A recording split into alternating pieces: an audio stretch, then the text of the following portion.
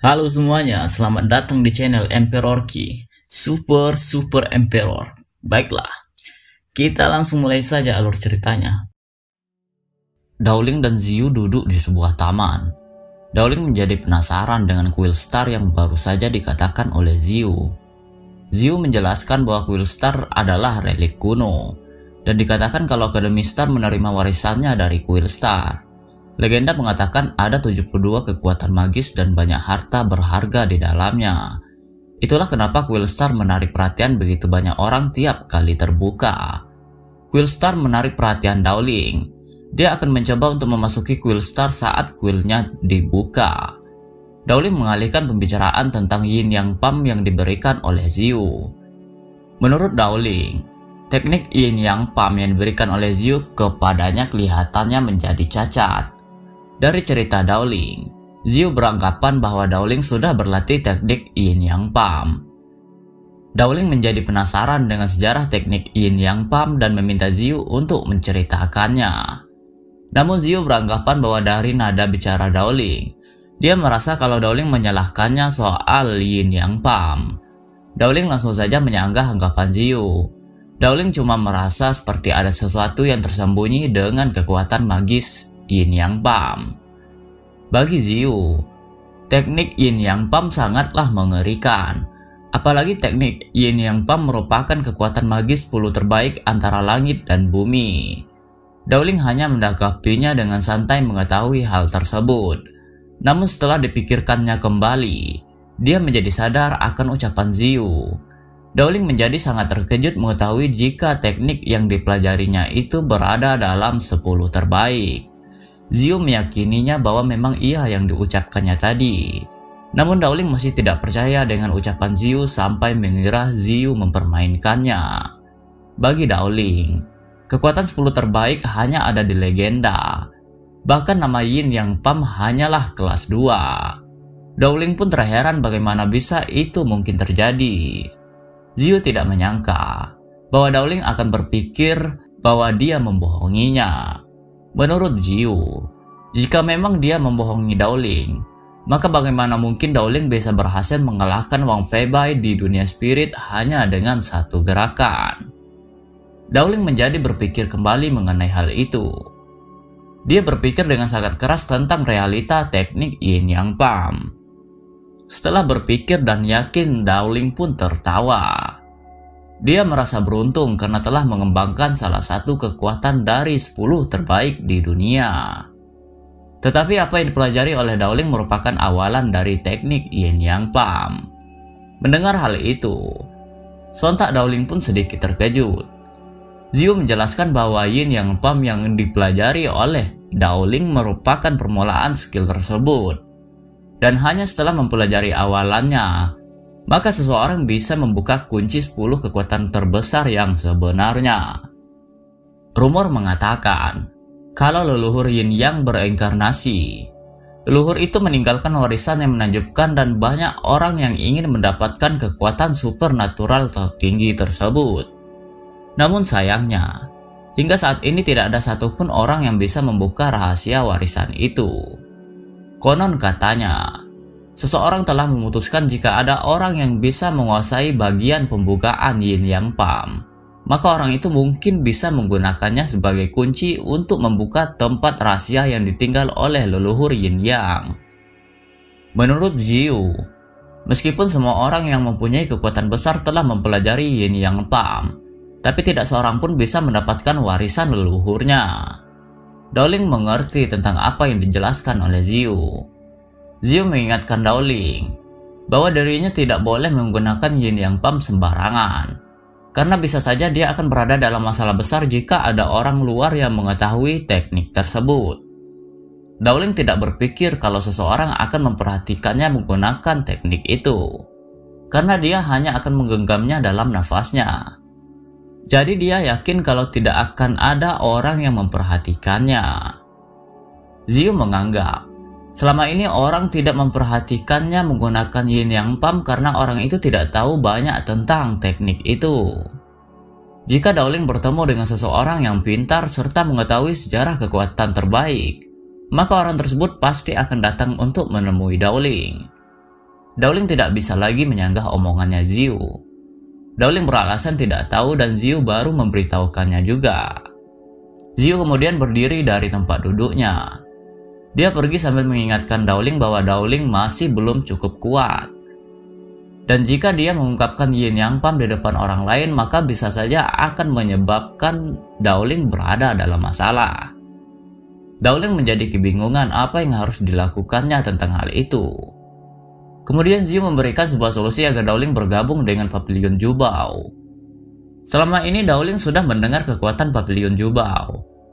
Dan ketika Dowling bergabung, maka Ziu bisa melindunginya jika berada dalam masalah. Papilion Jubao sebelumnya dikenal dengan Papilion Harta Karun. Seingat Dowling, Jubao Papilion adalah pemilik utama domain Swan yang kaya dan mengontrol sejumlah besar transaksi. Jadi Dowling berpikir, jika dia punya hubungan dengan Jubao Papilion, maka akan mudah baginya untuk menjual dan membeli sesuatu. Dowling kembali bertanya agar dia teriyakini bahwa jika dia bergabung dengan Papilion Jubao, maka Dowling tidak perlu melakukan apapun. Ziu menjelaskan, kalau dalam keadaan normal, Dowling tidak akan diminta untuk melakukan apapun. Sebelum pergi, Ziu memberikan sebuah token perak pada Dowling. Token perak itu adalah pengenalnya untuk bisa masuk dan keluar dari Papilion Jubao. Ziu meminta Dowling agar selalu untuk menyimpannya. Dikarenakan ada sesuatu yang harus dilakukan oleh Ziu, maka Ziu pun pergi dari sana. Sebelum itu, Ziu meminta agar Dowling tidak memberitahukan siapapun tentang hubungannya dengan Dowling. Setelah kepergian Ziu, Dowling menganggap bahwa sekarang dia hanya bisa mengambil satu langkah dalam satu waktu dan menjadi kuat secepat yang dia bisa. Belum lagi murid lain yang kekuatannya mengerikan dan hampir seumuran dengan Dowling. Sekarang Dowling berpikir untuk pergi ke Papilion Jubao terlebih dahulu untuk membeli beberapa obat dengan uang yang telah dihasilkannya. Setelah menyusuri jalan, Dowling akhirnya tiba di sebuah cabang Papilion Jubao di Akademi Bintang. Pada komiknya, sebutan untuk Papilion Jubao adalah Tresul Papilion. Dowling menganggap Papilion Jubao tidak jauh lebih besar dibandingkan Kastil Kingsan. Sesampainya Dowling di pintu masuk, dia disambut oleh seorang pelayan, dan pelayan itu mengucapkan selamat datang di Tresul Papilion kepada Dowling. Dowling sedikit terkejut ketika melihat seseorang di meja resepsionis Papilion Jubao. Orang itu adalah Wang Ya. Dowling berpikir apa yang dilakukan oleh Wang Ya di Papilion Jubao. Sambil melayani pembeli, Wang Ya tersadarkan jika ada Dowling di Papilion Jubao. Dia pun menatap Dowling dan Dowling pun berbalik menatapnya. Wang Ya menjadi terkejut karena Dowling tidak berakhir. Sebelumnya Wang Junyi berjanji kepada Wang Ya kalau Dowling pasti tidak akan hidup lebih lama lagi. Namun Wang Ya kini merasa tidak satupun dari bala bantuannya yang berguna. Secara tiba-tiba Wang Ya berteriak kepada penjaga pintunya agar tidak membiarkan orang seperti Dowling masuk ke Papilion Jubao. Penjaga itu pun menjadi kebingungan atas instruksi dari Wang Ya, karena penjaga itu tidak tahu masalah apa yang sedang terjadi. Wang Ya mengatakan bahwa Papilion Jubao tidak menerima Dowling. Jadi Wang Ya meminta kepada Dowling keluar dari sana karena ada beberapa tempat yang tidak bisa didatangi oleh Dowling.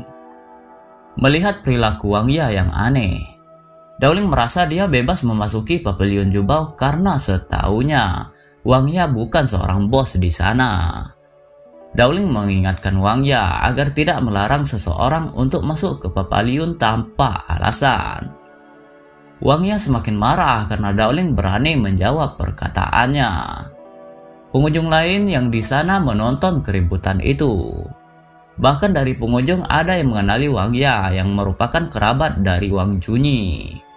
Mereka tidak terkejut dengan keributan yang disebabkan oleh Wang Ya. Karena biasanya keluarga Wang bisa melakukan apapun di Papilion Jubao. Setelah melihat Wang Ya marah-marah, penjaga Papilion meminta Dowling segera pergi agar tidak membuat masalah yang lebih besar di sana. Wang Ya menjadi semakin sinis. Dia meminta Dowling untuk cepat pergi dari sana karena jika tidak maka dia akan bertindak kasar kepadanya. Kemudian Dowling sengaja memukul penjaga pavilion dengan tangan kirinya untuk melihat seberapa kasar Wang Ya bertindak kepadanya. Penjaga pavilion itu pun terhempas cukup jauh akibat pukulan dari Dowling. Kini semua orang melihat Dowling berbuat rusuh. Jadi Wang Ya berpikir dia bertindak bukan tanpa alasan. Wang Ya menganggap Dowling membuat sebuah masalah karena berani mengamuk di jubau pavilion seperti di tempat pasar makanan. Melihat adanya keributan, penjaga pavilion yang lain dengan segera menghampiri sumbernya. Mereka penasaran apa yang terjadi di sana sehingga tokonya sampai berisik. Wang Ya mengatakan kepada penjaga pavilion yang baru datang bahwa ada orang yang tidak tahu luasnya langit dan bumi sehingga berani menyebabkan masalah di pavilion jubau. Wang Ya meminta saran kepada mereka apa yang harus dia lakukan terhadap seorang pembuat onar. Penjaga pavilion itu memarahi Dowling karena berani menyinggung Wang Ya. Mereka berpikir bahwa Dowling sudah lelah untuk hidup. Penjaga pavilion itu mendekat kepada Dowling dan menyarankan dia agar meminta maaf pada Wang Ya, lalu berjalan keluar dari pavilion itu. Wang Ya menjadi sangat senang dengan keadaan itu. Wang Ya berpikir jika Dowling menyakiti penjaga pavilion lagi, maka dia akan berada dalam masalah dengan jubau pavilion. Tanpa takut sedikit pun, lalu Dowling memukul penjaga pavilion yang mengancamnya, hingga membuat penjaga itu sedikit terhempas. Setelah memukul penjaga pavilion, Dowling merasa bahwa penjaganya lemah sekali yang membuatnya sangat membosankan. Wang Ya sedikit terkejut melihat Dowling masih berani membuat keributan. Penjaga pavilion yang dipukul oleh Dowling terhempas ke sebuah dinding dengan cukup kuat. Pengunjung lain yang melihat itu pun terkejut. Mereka menganggap kalau Dowling terlalu berani, bahkan melawan penjaga pavilion jubau. Wang Ya menjadi penasaran tentang obat ajaib apa yang dimakan oleh Dowling sehingga dasar kultivasinya meningkat sangat cepat. Penjaga pavilion yang satunya lagi langsung berteriak kepada Dowling mengatakan bahwa Dowling benar-benar sudah lelah hidup. Secara tiba-tiba seseorang melemparkan sebuah batu kepada penjaga yang berteriak itu. Batu yang dilemparnya terkena tepat pada mulut penjaga tersebut. Orang itu mengeluarkan auranya sambil bertanya-tanya siapa orang yang berani berteriak di pavilion jubau. Orang yang melemparkan batu itu ternyata adalah manajer Chen dari pavilion jubau. Kedatangan manajer Chen membuat Wang Ya terlihat senang. Sementara Dowling dapat merasakan bahwa manajer Chen adalah orang yang sangat kuat. Dia berprasangka manajer Chen berada di puncak Yun Lingjing, bahkan mungkin lebih kuat. Wang Ya seperti biasa mencoba berakting di depan manajer Chen. Dia mengatakan bahwa Dowling menyebabkan masalah di pavilion dan juga melukai penjaga pavilion. Wang Ya menganggap Dowling menakutinya setengah mati. Manajer Chen itu pun terpancing dengan aktingnya Wang Ya. Lalu Wang Ya menunjukkan Dowling kepada manajer Chen. Tanpa basa-basi, manajer Chen menanyakan apakah memang Dowling orang yang memukuli penjaga sampai mereka terbaring di pavilion. Seketika manajer Chen menjadi gemeteran ketika melihat Dowling. Dia penasaran Dowling berasal dari anggota keluarga mana. Dowling menjadi keheranan melihat tubuh manajer Chen yang bergetar. Dia berprasangka mungkin itu adalah cara manajer Chen untuk menghasilkan kekuatan Qi Creating Realm. Dowling merasa pertarungannya hari ini kelihatannya tidak bisa dihindari. Dia pun bersiaga jikalau ada serangan dadakan dari manajer Chen. Kemudian tiba-tiba ekspresi manajer Chen menjadi aneh. Dia berusaha menarik perhatian Dowling dan meminta maaf karena dia tidak pernah melihat Dowling sebelumnya. Manajer Chen kemudian menawarkan barang kepada Dowling dengan mengatakan bahwa jubau pavilion mempunyai semua jenis eliksir dan harta. Lalu menanyakan apa yang diinginkan oleh Dowling sehingga datang ke sana. Melihat manajer Chen seperti itu, membuat Dowling tambah kebingungan tentang apa yang sebenarnya terjadi kepadanya. Bahkan Wang Ya pun ikut terheran. Wang Ya mengira jika ada yang salah dengan kepala manajer Chen karena dia mengakui orang yang salah. Penjaga pavilion menganggap tidak mengejutkan jika orang lain terkejut melihat manajer Chen memanggil Dowling menggunakan gelar kehormatan, karena mengingat status manajer Chen yang tinggi di pavilion jubau. Mereka bahkan sempat mengira bahwa manajer Chen bertemu dengan orang yang statusnya lebih tinggi darinya. Wang Ya kembali meyakinkan manajer Chen bahwa Dowling melukai penjaga pavilion hingga berkata dengan kasar.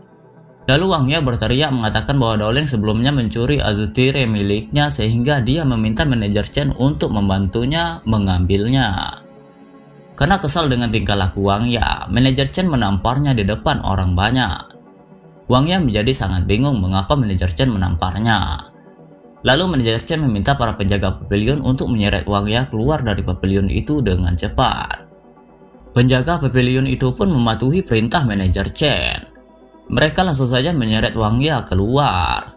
Sambil diseret, Wang Ya masih saja berusaha meyakinkan manajer Chen bahwa dia pasti mengakui orang yang salah. Soalnya setahu Wang Ya, Dowling itu adalah orang yang miskin yang berani datang ke pavilion Jubao untuk membuat masalah. Dowling menjadi semakin bingung melihat mereka bertarung dengan sesama.